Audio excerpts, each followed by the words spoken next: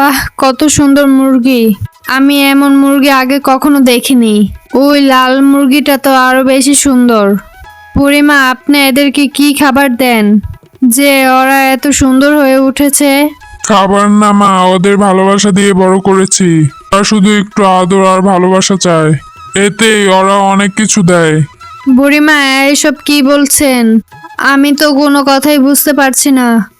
এত ভাবতে হবে না। 2 দিন এই মুরগি তোমার কাছে থাকলে তুমি সবকিছু বুঝতে পারবে। এই মুরগি তোমার জীবন পাল্টে দিবে। না, ওই লাল মুরগিটা তোমাকে দিচ্ছি, এটাই তোমার উপহার। কিন্তু একটা কথা মনে রেখো, এর ব্যাপারে কাউকে কিছু বলবে না। আর এই মুরগিকে ভালো ও সৎ পথে ব্যবহার করবে, কখনো অসৎ দেশে ব্যবহার করবে না। বুড়িমা, আপনাকে অনেক ধন্যবাদ। মনে হচ্ছে এই প্রথম আমার ভাগ্যে ভালো জিনিস এলো।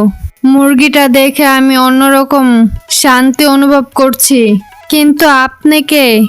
কেন আপনি এত দয়ালু? আমি আল্লাহর একজন দুর্বল বান্দি মাত্র। আমার কাজ হলো আল্লাহর পক্ষ থেকে যাচাই করা।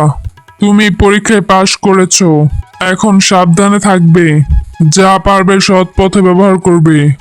আমি চললাম, আবার দেখা হবে। আল্লাহ হাফেজ। হাজেরা আপা অদৃশ্য হয়ে যান। মিনা অবাক হয়ে তাকিয়ে থাকেন।